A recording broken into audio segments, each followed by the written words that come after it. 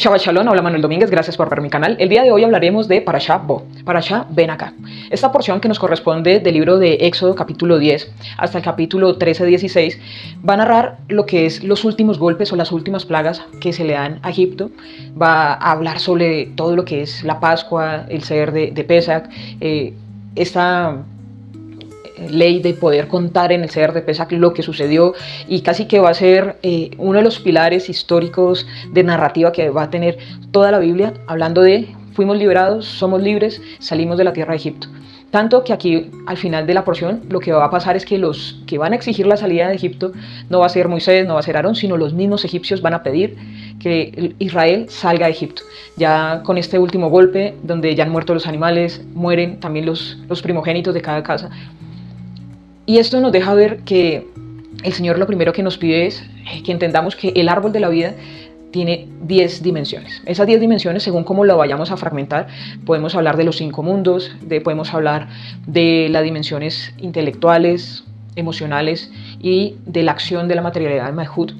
Pero sabemos que todo lo que nosotros conocemos en lo físico y en lo emocional, en la construcción del yo, en el lenguaje, todo esto va a estar dentro de las primeras 7 sefirot, dentro de las primeras 7 plagas, si lo quieres ver de esa forma.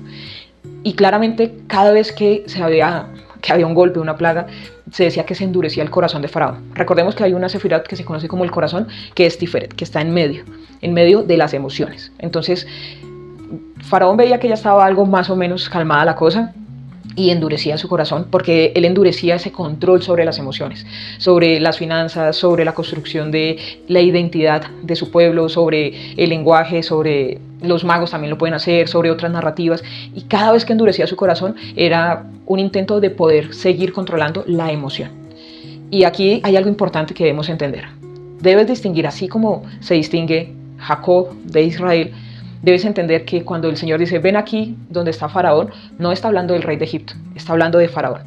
También hay una distinción acá. Cuando se nombra el rey de Egipto, claramente el rey de Egipto es justamente el ser humano, pero Faraón era esa figura espiritual mucho más alta que controlaba las emociones. Por eso cuando le dice que viene a nombre del Señor y él dice yo a este Dios no lo conozco, es porque él conocía solamente estos aspectos de juicio, porque era su control. Pero Dios le dice en esta porción y inicia diciéndole, Moisés, ven acá donde está Faraón, porque hay que ir mucho más arriba. Cuando tú estás arriba de las circunstancias en cualquier entrenamiento militar o en cualquier guerra, lo primero que nombran es el que tiene la posición alta tiene la ventaja estratégica. El que tiene una posición alta debe mantenerla para mantener el poder. En negociaciones de comercio, en lo que tú quieras, en lo militar, como lo había dicho, siempre hay que buscar una posición mucho más alta. Y aquí la oportunidad que Dios le da a Moisés es, ven y mira por qué todavía está sometido el pueblo. Mira y empieza a darle ataques por arriba de lo que es Faraón. Y es acá donde está la oscuridad. La oscuridad donde Israel tenía luz, pero los egipcios tenían oscuridad, es precisamente porque ya llegamos a un punto de iluminación. El Da'at o el espacio de acercarnos a ese conocimiento también es conocido como la parte del abismo, antes de pasar a poder disfrutar de ese número 50, de Binah, de esa sefirá siguiente, de donde vienen las almas más elevadas, porque recordemos que ellos se están preparando para poder llegar al día 50 y poder recibir todo el compendio de la Torá a través de esas maravillas y de ver las letras y el monte humeando y los rayos y la voz y todo eso que va a pasar 50 días después de la Pascua.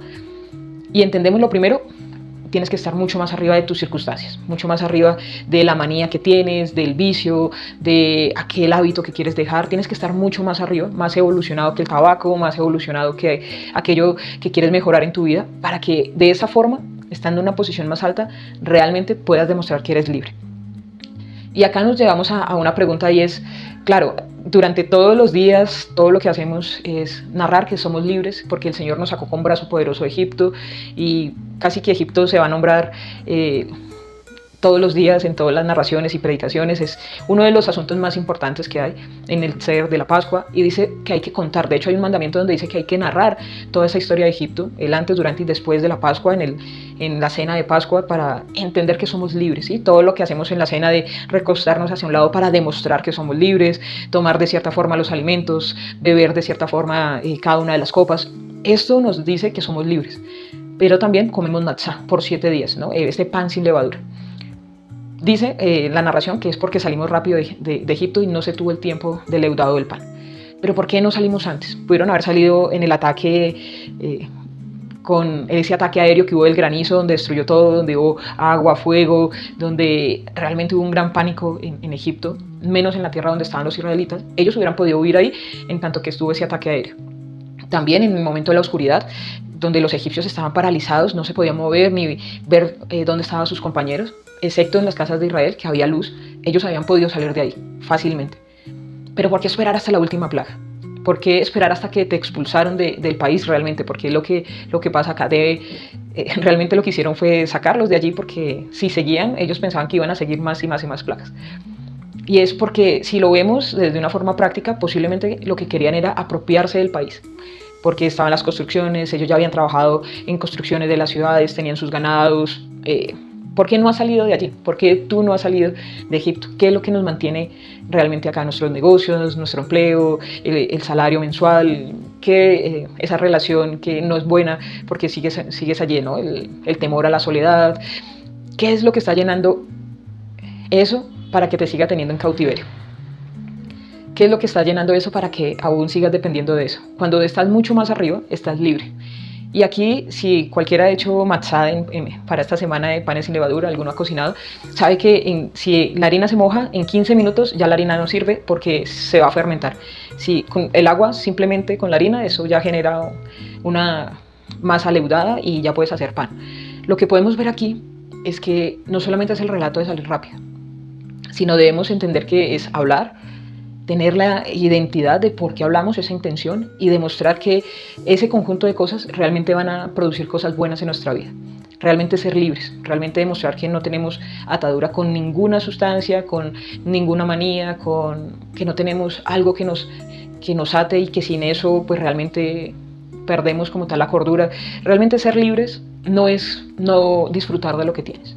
Ser libres es saber que lo que tienes es precisamente para que lo puedas disfrutar y para que los demás lo puedan también disfrutar, para que podamos ser una sociedad que realmente sea feliz, pero no dependiente de eso, ¿sí? Cuando se genera dependencia, ahí ya es un problema, ya estás en Egipto. Si estás más arriba de las cosas, realmente vas a empezar a hacer cosas que van a beneficiar tu cuerpo, van a beneficiar tu sociedad, y esos vicios o esos malos hábitos no van a estar. Lo segundo que podemos pensar de esto es de salir rápido, es que tampoco fue que no tuvieran tiempo. Recordemos que aquí en esta porción nos dice que para ustedes este será el inicio de años. En Éxodo capítulo 12 va a decir que la luna llena de la primavera es el inicio del calendario, y sabemos que astrológicamente hay un inicio dentro de la rueda del zodiaco. Sí hay un inicio, pero ¿por qué cambiamos el año de este 5785 hasta otoño? ¿Sí? Recordemos que de hecho hay varios años nuevos, ¿no? El civil, el religioso, el de los reyes, el cómo se cuenta el año nuevo de los árboles, que también tienen uno diferente. Pero también debemos entender cuál es nuestro ciclo, cuál es nuestro inicio de año, cómo vamos a empezar, cuál es y cómo empezamos nosotros. Lo primero es siendo más fuertes que nuestras emociones, siendo nuestro corazón no fuerte, sino realmente tierno para recibir las cosas de Dios, ese equilibrio. Recordemos que Tiferet, esa belleza, viene del equilibrio entre la bondad y las normas, entre lo fuerte y lo bondadoso, ¿sí? Entre ese Gesed y esa Geburah, y esa fuerza o esos límites y normas.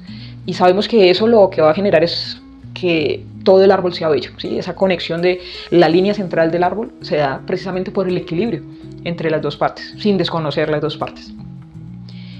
Y esto también nos puede llevar a leyes como lo que aparece acá registrado, que hay una señal, ¿no? Que había una señal que ellos debían colocar, pero una señal para ellos.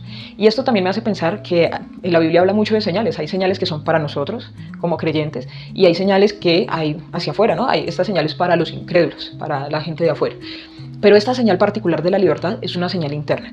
La sangre que se colocaba en los postes y en el dintel de la puerta era una señal para las personas que estaban adentro.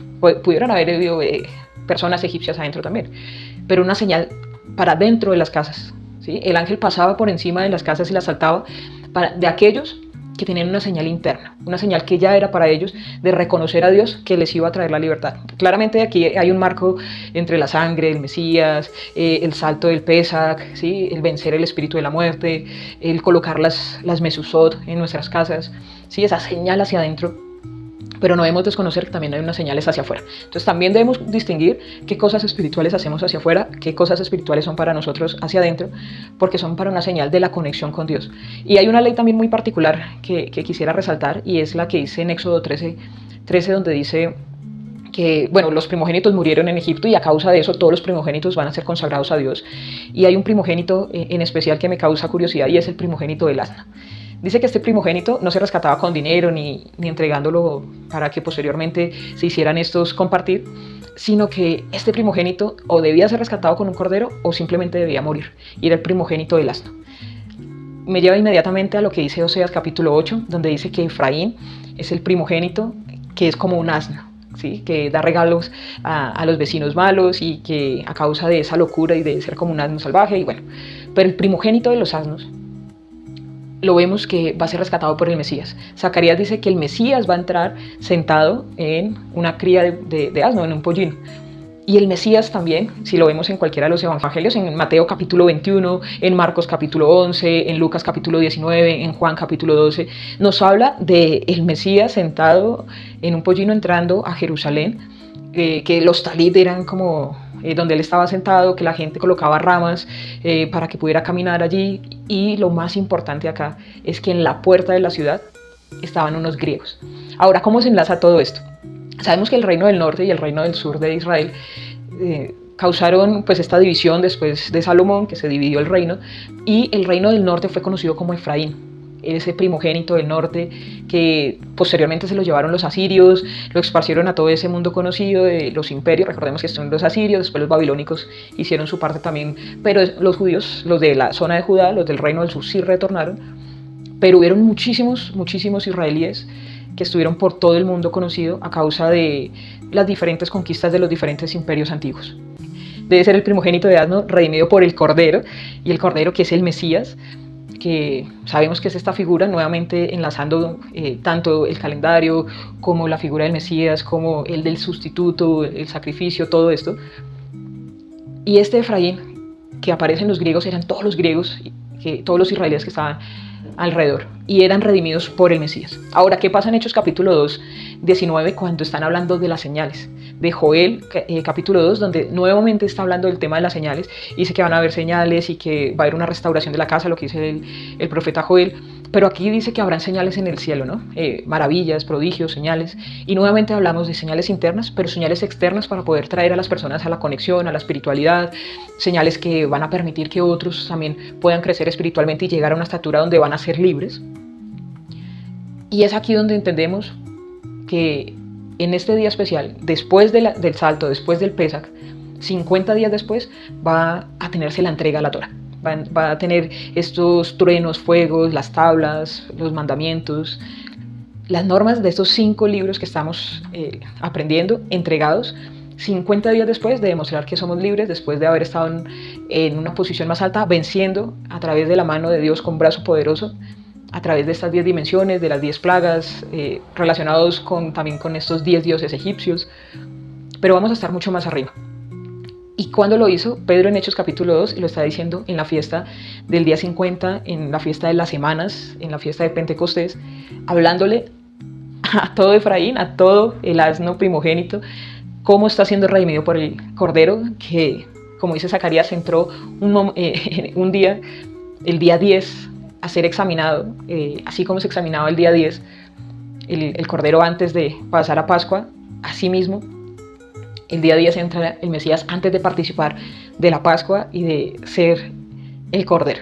Es increíble este enlace, pero lo que nosotros vamos a entender acá es, primero, como conclusión, tengamos señales para nosotros, pero también conozcamos que hay señales para afuera. Lo segundo es, si quieres tener una señal interna, prepárate para ir a lugares más altos y apoderarte de esos lugares más altos para poder realmente ser libre, y ser libre no de disfrutar el mundo, sino que realmente tú puedas tener control de las cosas y no que las cosas te controlen a ti. Y lo tercero es permitir que, si somos los primogénitos que necesitamos ser redimidos por el Cordero, permitamos que el Mesías nos redima, y de esa forma poder tener nuevamente esa conectividad con Dios y esa reconciliación con la espiritualidad, con el Padre, con Dios, o como tú le quieras decir, porque es necesario que nuestros mundos sean realmente libres. ¿Quieres libertad en tu familia, libertad financiera, libertad emocional? ¿Quieres tener realmente una familia que tenga la libertad de crecer, una sociedad libre y todo esto que se habla de la libertad y la dignidad? Empecemos por tener ese lugar alto a causa de las señales que hemos tenido y de que somos redimidos por Dios y reconciliados nuevamente para con el Padre, y así poder tener la posibilidad de traer luz al mundo. Así que de mi parte espero que esta semana sea de libertad para ustedes, que esta semana mantengamos nuestra libertad y que todo lo que hemos alcanzado y todo eso que has logrado en tu vida no lo dejes, más bien sigue avanzando y enseña a otros cómo avanzar. Shalom a todos.